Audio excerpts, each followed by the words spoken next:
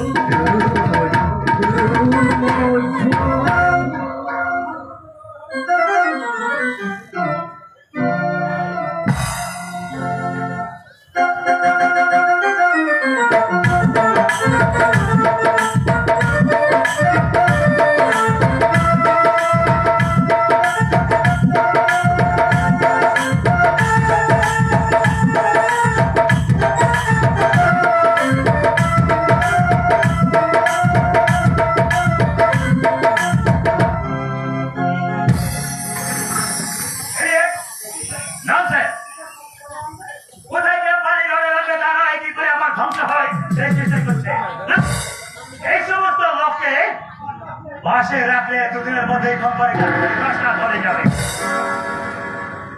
নমস্কার বাবু। কাকে চাই? খোকা বাবু না মানে ডাক্তার বাবু। আপনি কোথেকে আসছেন? মাধবপুর থেকে আসছে। মাধবপুর দ্যাট মিন্স পানাগা। কিন্তু তুমি তো এখন বাড়িতে নেই। কোথায় গেছে বলতে পারেন? বলা মুশকিল, তবে একান্তই যদি প্রয়োজন হয় অপেক্ষা করতে পারেন।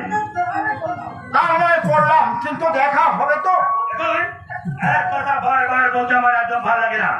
যদি তার সঙ্গে বিশেষ কোনো দরকার থাকে নিচে গিয়ে অপেক্ষা করুন, এলে অবশ্যই দেখা হবে। না, অনেক বেলা হয়ে গেল, সমস্ত কাজ বন্ধ না করে একদম ছাড়বেই না।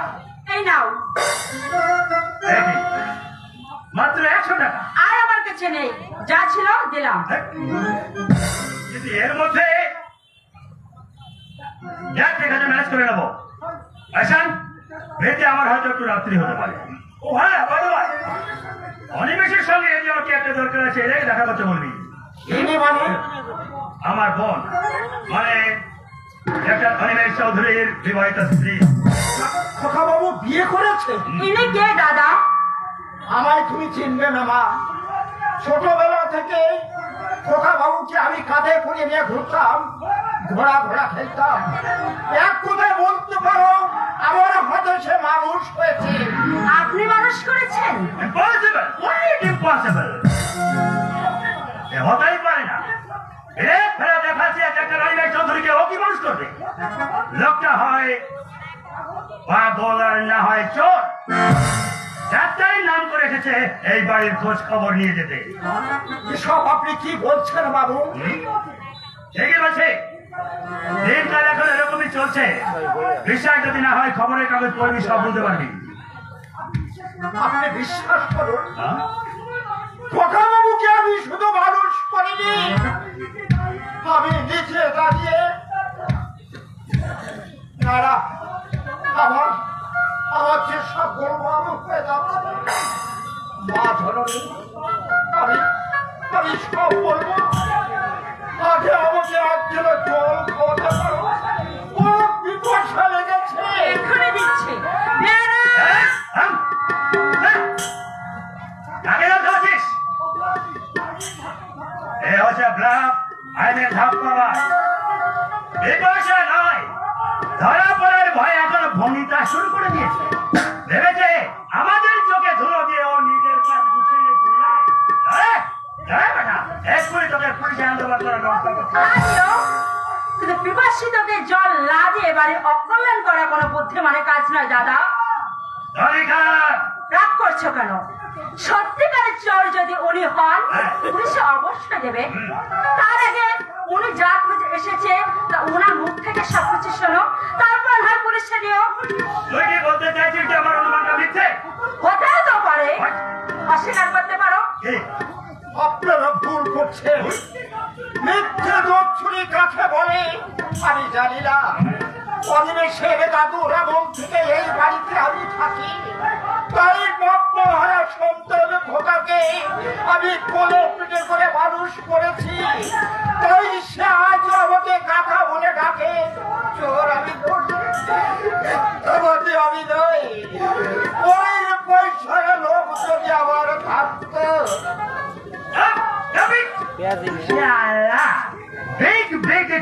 আমি একদম শুনতে চাই না। মানুষ করেছে একমাত্র সম্পত্তি যার নামে লিখেছে, আমার একমাত্র বোনের সঙ্গে বিয়ে দেওয়ার জন্য দিনের পর দিন অপেক্ষা করে বসে আছি। সেই বিয়ে ফেরতে ভাসিয়ে দেখা অনিমেষ চৌধুরী, তুই জুতো ধরে টাকা হতে পারিস না। এমনি ভাবে যেতে দাও মা, ছোটনি যেতে দাও। অদৃষ্টের ফের কেউ কি বদলাতে পারে? গায়ের জোরে কেউ যদি বলে, তাহলে মুক্তি কোনদিন বন্ধ করা যায় যায় না। তবে এটাই সত্য, আজ যদি আমার খোকা বাবু এখানে থাকতো, তাহলে এর জবাব আমাকে দিতে হতো। তুমি কি করলে দাদা? দুপুর বেলায় বাড়ির অতিথিকে এভাবে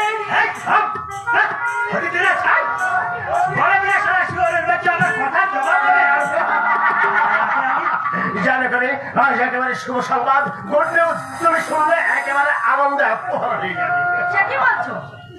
কি হয়েছে? কিসের আনন্দ? জানো করে এতদিন পরে আজ আমার স্বপ্ন সার্থক হতে চলেছে। আজ আমার মনে হচ্ছে আমি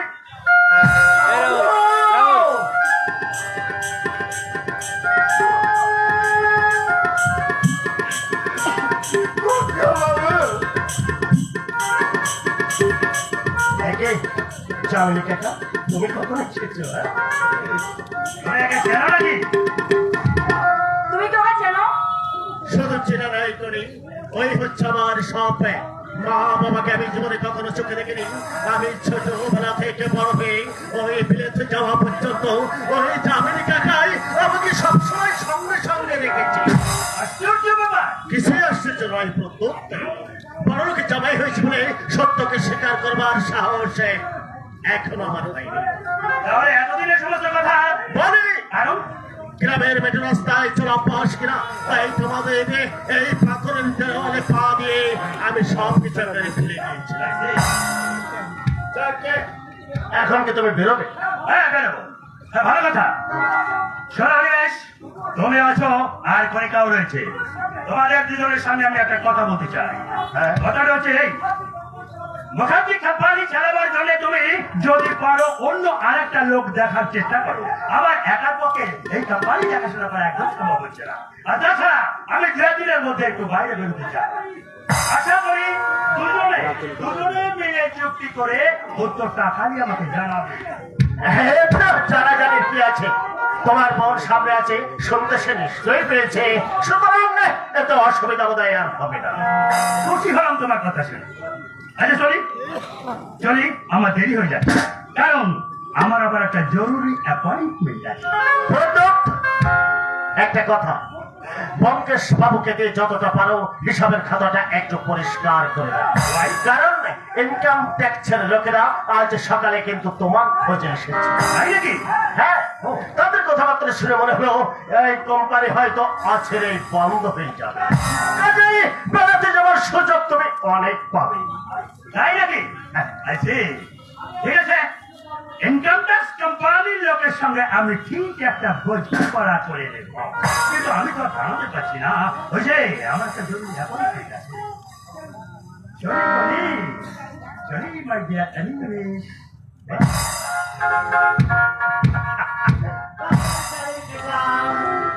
এবার দেশের খবর বলো। কি হলো? আপনি দেশের খবর নিয়ে বসলে? শোনো শোনো, যার কথা আমি তোমাকে বলছিলাম, মিস্টার জ্যাকো। হ্যাঁ, কি হয়েছে? ওনার স্ত্রী আজ ছুটি পেয়ে সে দেশে চলে গেছে।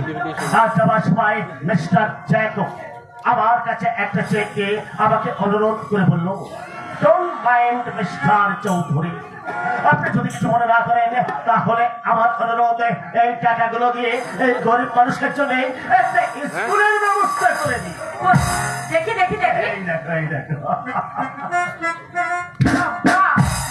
দারুণ অ্যামাউন্ট। হ্যাঁ, অনিমেষ, সত্যি আজ আমার ভারী আনন্দ লাগছে। মনে হচ্ছে বাবার সে ছোট্টবেলার কবিতাটা, চলার পথে এগিয়ে যাও, নাই ভয় হবে জয়, যদি বড় আশার আলো জ্বালিয়ে নাও।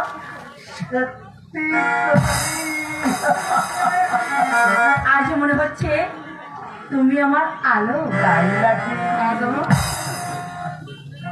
এই কি হচ্ছে? ছাড়ো ছাড়ো ছাড়ো ছাড়ো না।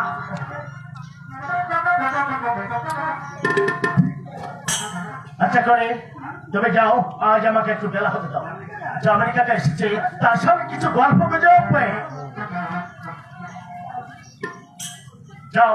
তুমি বলো খেয়ে নাও। তাই কি হয়? তুমি না খেলে বৌমা কি খেতে পারে? জামিনী কাকা, এটা তোমাদের পাড়াগে বউ নয় জামিনী কাকা। যে স্বামীর আসা পর্যন্ত তার স্বামীর জন্য ভাতের থালা কোলে নিয়ে ওই পাড়া গায়ের বউরা অপেক্ষা করবে। এটা হচ্ছে আজকাল সমাজ।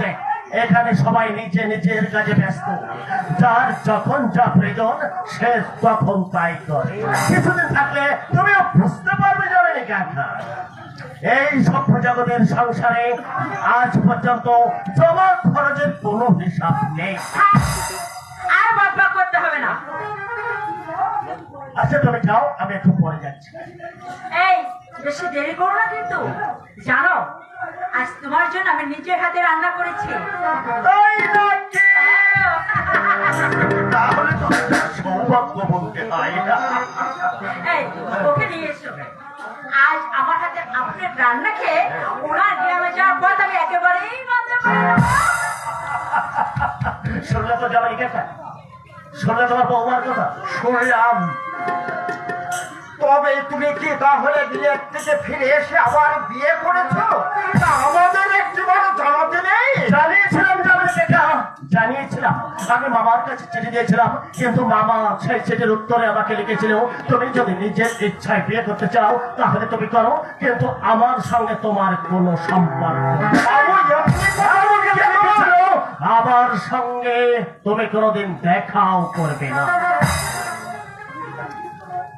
এমনি কথা লিখেছে তোমায়? হ্যাঁ, সেদিন থেকে আমি ভাবলাম যে জীবনে আর কারোর সঙ্গে আমি দেখা করবো না। মাধবপুরের মাটির সঙ্গে আমার সমস্ত সম্পর্ক একেবারে শেষ হয়ে গেছে। কিন্তু মামার মৃত্যু আমার বুকটা একেবারে ভেঙে চলে চুরমার করে দিয়েছে। তাই বাধ্য হয়ে তোমাকে আসার জন্য এখানে আমি চিঠি লিখেছিলাম। ভালোই হয়েছে, আমিও শান্তি পেলাম। আর কয়টা দিন বা বাঁচবো? হয়তো হয়তো বলে যাওয়ার আগে তোমার সঙ্গে আমার দেখা কোনোদিনও হবে না। হ্যাঁ, ভালো কথা, তোমার মামা মৃত্যুর সময় সমস্ত সম্পত্তি লিখে এই এই দলিলটা আমার কাছে দিয়ে গেছে। এই নাও, এটা তুমি ভালো করে রেখে দাও। ওটা আমি কোথায় রাখবো জামাই কাকা? তুমি বরং ওটা তোমার কাছে রেখে দাও। হয় কি হয়, এখন থেকে তুমি তো এর মালিক। নাও, এটা তোমার কাছে রেখে দাও। জামাই কাকা, তবে তুমি একটা বড় ভুল করলে। বিয়ের আগে অন্তত ওই জয়ামার কথা তোমার একটিবার চিন্তা করা উচিত ছিল। জামাই কাকা, করে কি করলে? যাকে একই স্ত্রী বলে মেনে আমার সঙ্গে পর্যন্ত ঝগড়া করেছিলে, তার প্রতি কি তোমার কোনো কর্তব্য ছিল না? ওই কর্তৃত্বের আলো কি তোমার চোখকে ধাঁধিয়ে দিয়েছিল? আমি স্বীকার করছি জামাই কাকা, এটা আমার অন্যায় হয়েছে, কিন্তু কিন্তু সেদিন আমার কোনো উপায় ছিল না জামাই কাকা। বন্ধুর অনুরোধে আর কণিকার বাবার কত আর্থনাতে তার মৃত্যুর সময় তার পাশে দাঁড়িয়ে আজ আমি প্রতিজ্ঞা করেছিলাম, তাই তো আজ আমি মুখার্জি ফেরার একমাত্র কন্যার স্বামী। আর সেই দিনের পর দিন রাস্তায় রাস্তায় ঘুরছে, তার প্রতি যে তোমার কোনো কর্তব্য ছিল না। সে যে তোমাকে ছাড়া কাউকে স্বামী বলে চলে না। চুপ করো কাকা, তুমি একদম চুপ করো। আমি আর শুনতে পাচ্ছি না, আমি আর শুনতে পাচ্ছি না, তুমি চুপ করো। শুনতে পাই না।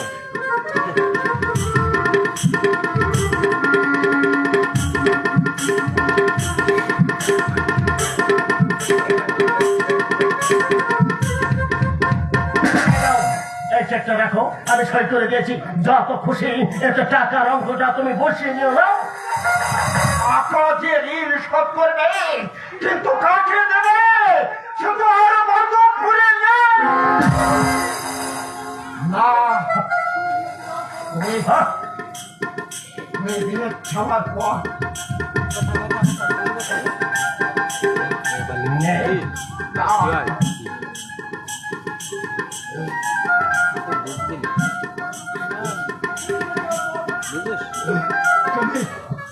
তুমি বিদেশ যাওয়ার পর তার বাবাকে ডেকে বলেছিল তোমার ওই নষ্ট মেয়ের সঙ্গে আমার ভাগ্নের বিয়ে হতে পারে না। কলিলের আসার আগে এই গ্রাম ছেড়ে তুমি চলে যাবে। জয়া, জয়া এখন কোথায়? আমি জানি না, তবে যাওয়ার সময় আমাকে এই চিঠিটা দিয়ে বলেছিল, টাকা তার সঙ্গে যদি তোমার কোনোদিনে দেখা হয় চিঠিটা দিয়ে বলো সে ছাড়া আমার আর কেউ নেই।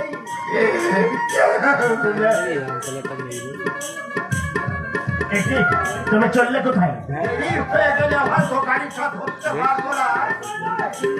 তাহলে তুমি এখন চলে যাবে? কিছু খেয়ে যাবে তো? আমার অনেক আগে হয়ে গেছে খোদা বাবু।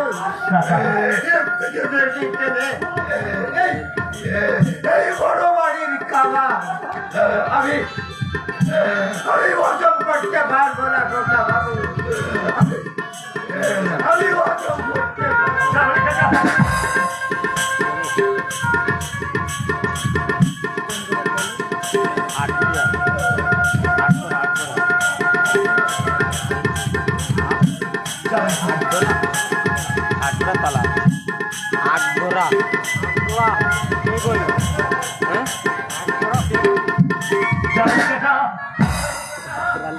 তুমি যেগুলো শোনো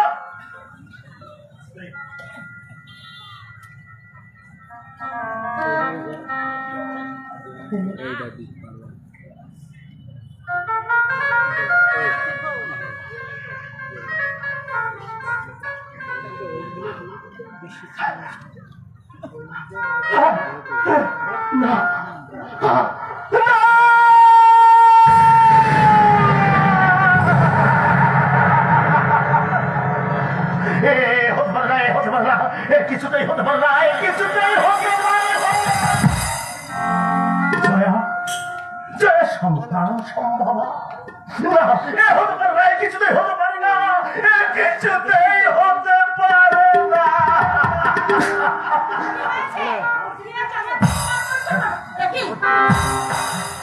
কি হয়েছে? কি হয়েছে তোমার? না না, আমার তো কিছু হয়নি। আমার জানা পড়ে মামার মৃত্যু আমার বুকের পাঁজরটা ভেঙে একেবারে চুরমার করে দিয়েছে। আচ্ছা, তিনি কোথায় গেলেন? চলে গেছে করে, চলে গেছে, চলে গেছে। দুপুরবেলা না খেয়ে চলে গেছে, তুমি কিছু বলতে পারোনি? বলেছিলাম তুমি, আমি বলেছিলাম, কিন্তু শুনলে না। আমার হাতে উইলখানা দিয়ে আমাকে বলে গেল, জানো খোকা বাবু, খাওয়া আমার অনেক আগেই হয়ে গেছে, এর বেশি কিছু খাইলে আমি হয়তো আর হজম করতে পারবো না। হজম আচ্ছা করে করে যা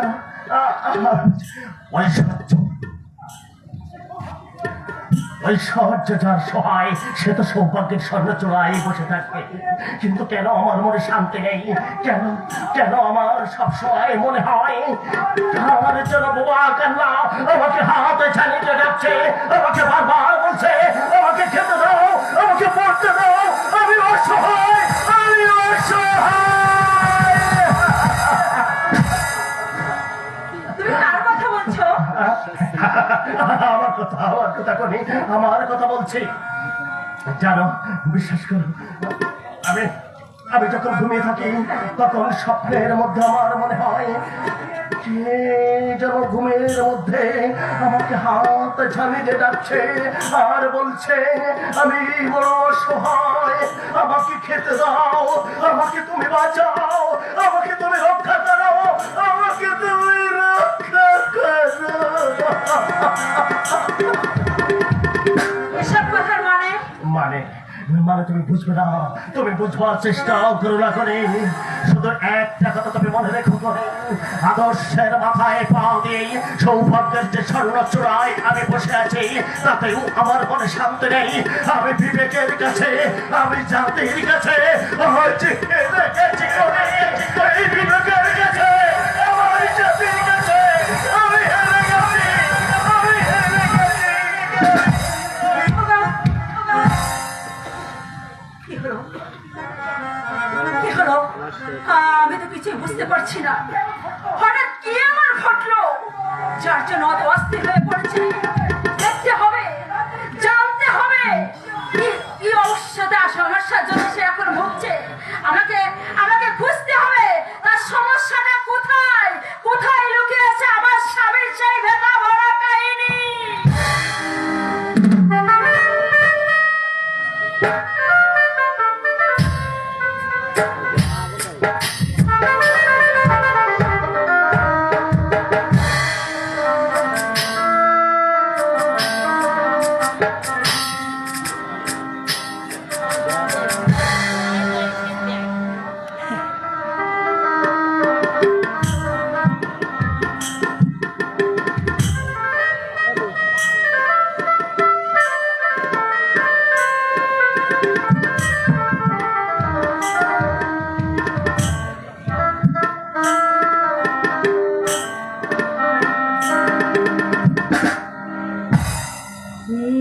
একটি মনের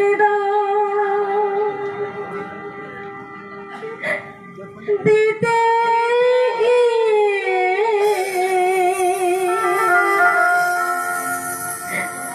জীবন চলার পথে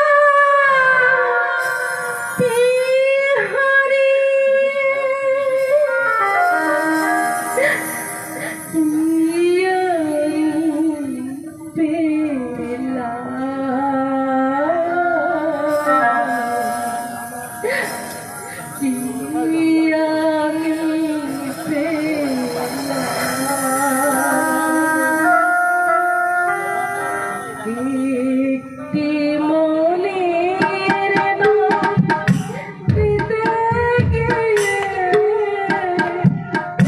জীবন চলার পথে হারিয়ে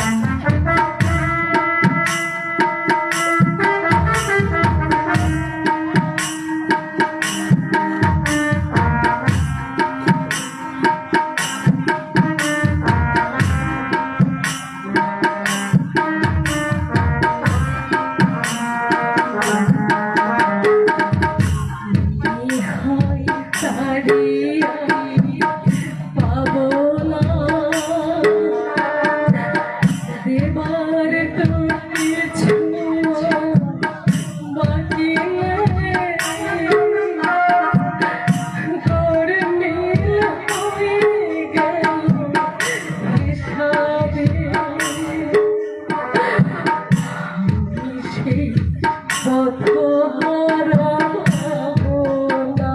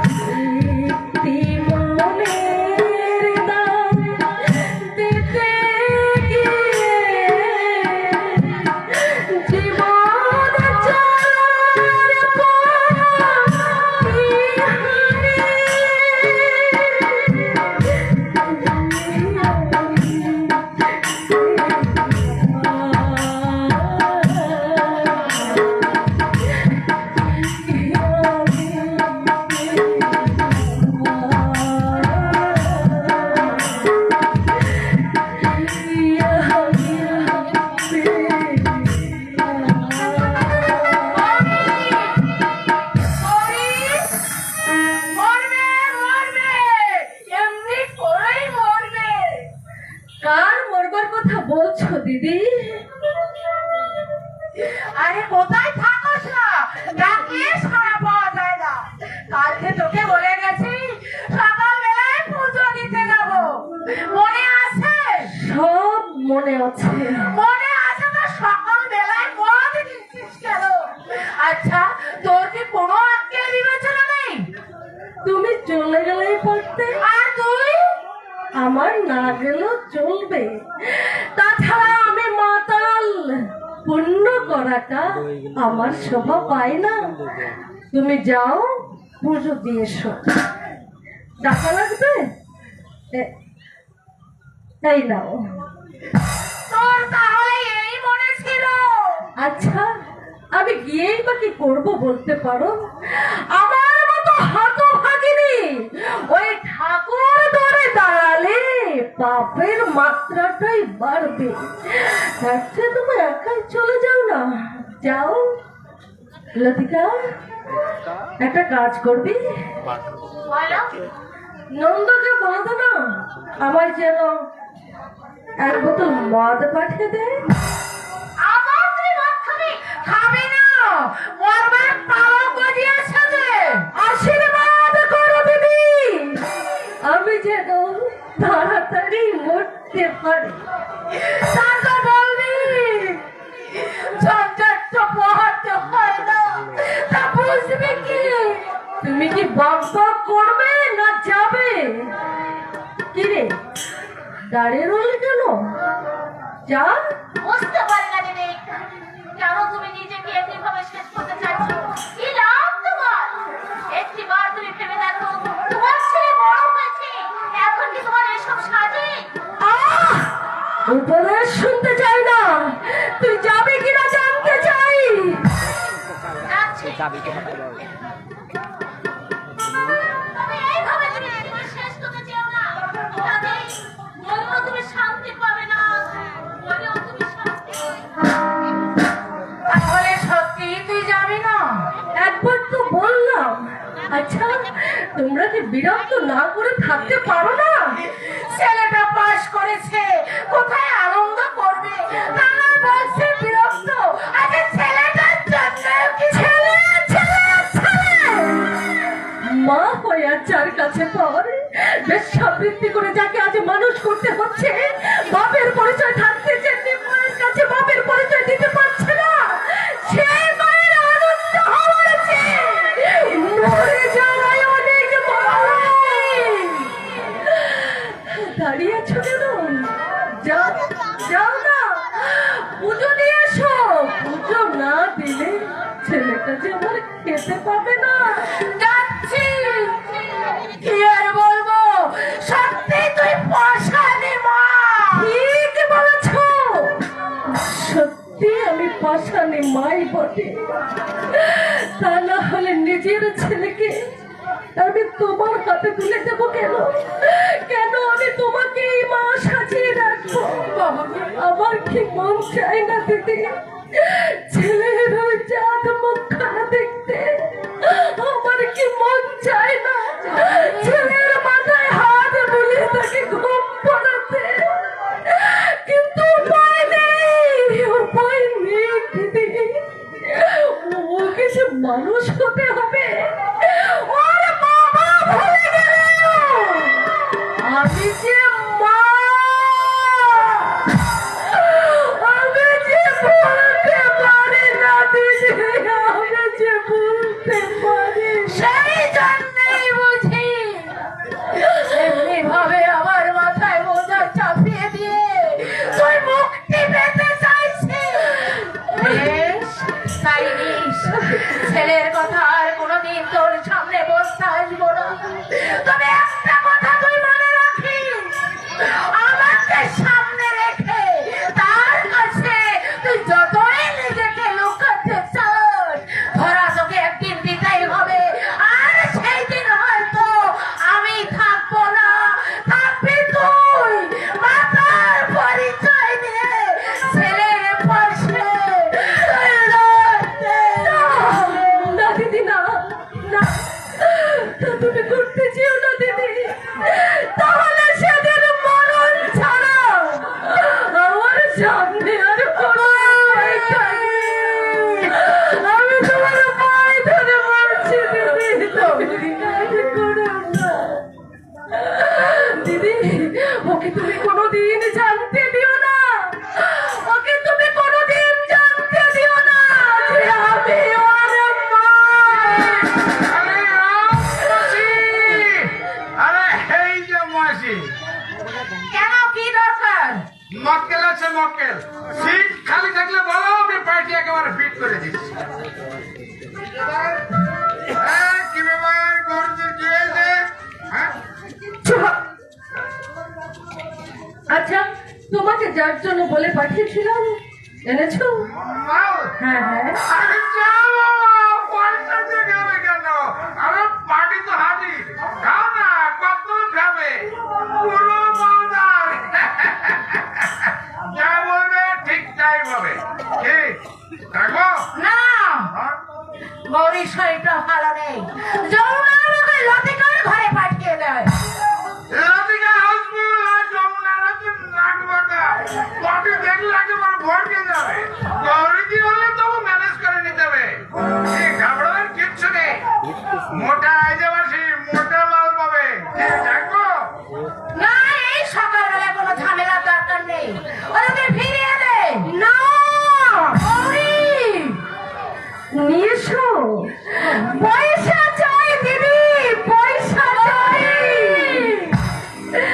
যাও নন্দ, তুমি ডেকে নিয়ে এসো। ডাক্তার না বাবু সাদরেই দাঁড়িয়ে আছে। আসুন বাবু আসুন।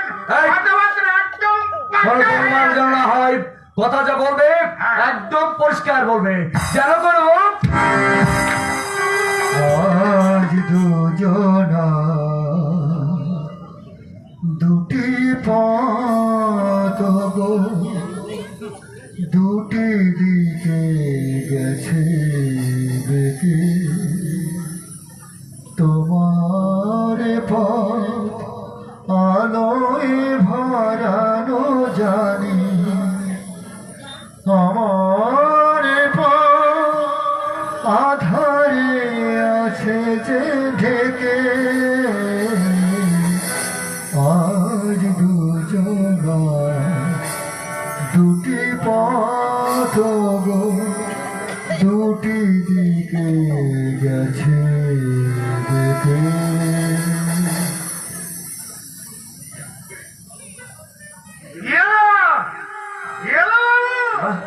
দেখে একেবারে শিখে গেলে।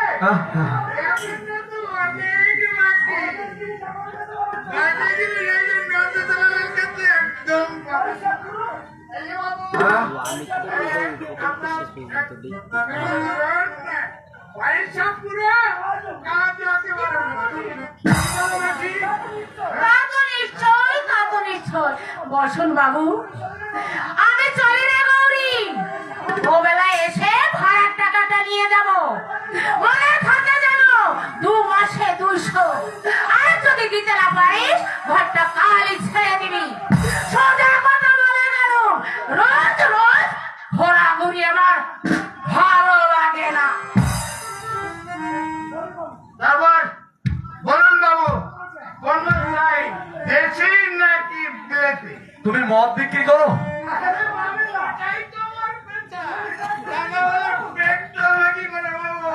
আচ্ছা ঠিক আছে ঠিক আছে, তুমি এখন যাও, আমার দরকার হলে আমি তোমাকে ডেকে পাঠাবো, তুমি যাও। ঠিক আছে বাবু, যখন বলবেন মাল একেবারে হাজির হয়ে যাবে। মাল একেবারে খাঁটি। তাই নাকি? হ্যাঁ বাবু, খেয়ে দেখে নেবেন। এই নন্দ কখনো বাজে কথা বলে না। খাঁটি মাল পায় বলে ওই ভদ্রলোকেরা এই নন্দের দোকানে ছাড়া আসে না। আচ্ছা চলে বাবু, নমস্কার। তুমি এখানে? তার আগে আমি জানতে চাই তুমি কেন এখানে? ভাগ্যের লেখা এখানে আমাকে আনিয়েছে। আনিয়েছেন, আসতে বাধ্য হয়েছ। সে অনিমেষ কোথায়? অনিমেষ যার সঙ্গে তুমি চিরবন্ধনে আবদ্ধ হয়েছিলে।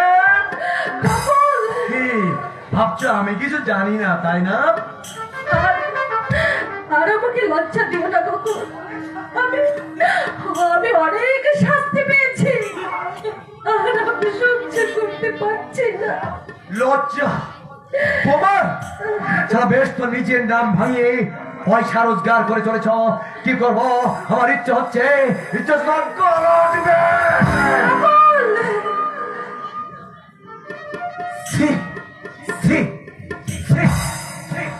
লেখাপড়া জানা শিক্ষিতা মেয়ে হয়ে তুমি এমনি করে নরকের অতল অন্ধকারে চলে যাবে এ আমি কোনদিন ভাবতেও পারিনি। আমিও কি ভাবতে পেরেছিলাম, কিন্তু এছাড়া আমার অন্য কোনো উপায় ছিল না। গ্রামের লোকের লজ্জার ভয়ে, বাবার সম্মানের কথা ভেবে সেদিন ঘর ছেড়ে আমাকে বেরিয়ে আসতে হয়েছিল। যে পথে যাই পথের আর শেষ হয় না। এক বিপদ কাটিয়ে আমি আরেক বিপদে পড়েছি। শেষে এই পথ ছাড়া আমি কোথাও এতটুকু বাঁচার ঠাঁই খুঁজে পেলাম না গগন। তাই দেহ বিক্রি করে পয়সা রোজগার করছো কেমন? গগন, তুমি যদি আত্মহত্যা করতে আমি খুশি হতাম। গগন, তুমি বুঝতে পারছো না। আমাকে আর বোঝাবার দরকার নেই, বোঝাবার দরকার নেই। এর চেয়ে তোমার আত্মহত্যায় করা উচিত ছিল। তাই হয়তো করতাম, কিন্তু পারলাম না। আমি পারলাম না গগন, আমি পারলাম না। আরেকটা মুখ চেয়ে। আর একটা মুখ চেয়ে তার মানে কি বলতে চাইছো তুমি? হ্যাঁ গগন, হয়তো অপরাধ আমি করেছি, তাই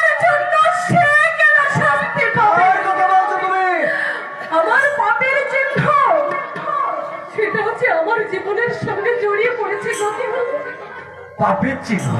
পাপের চিহ্ন তার মানে কি বলতে চাইছো তুমি? বলো, কার কথা বলছো তুমি? বলো বলো, কার কথা বলছো? আজ তুমি বলো, আজ তুমি কি বলো?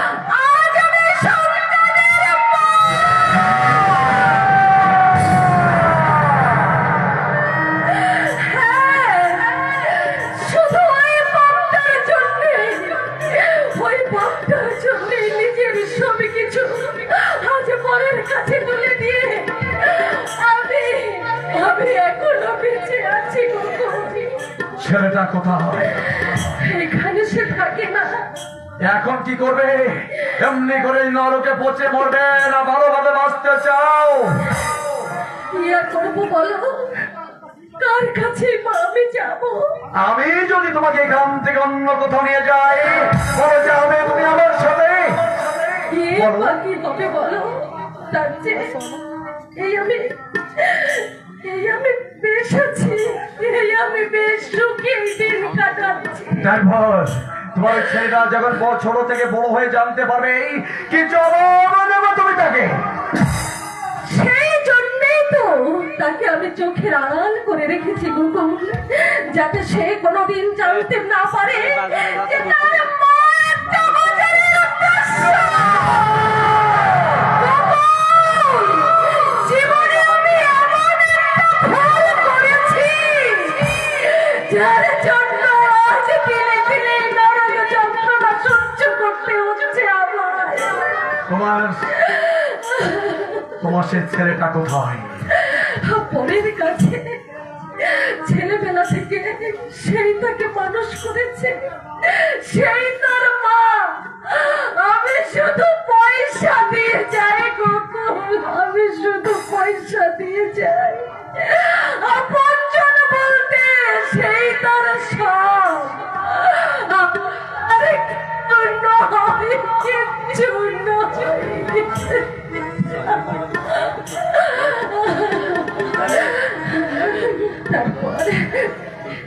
তারপর তোমাকে এ পথে কে ছিনিয়েছে? কেউ নয়, কেউ নয়। গোকুল, আমার ভাত দই আমাকে বলে আনিয়েছি। খুব আনন্দ হয়েছে।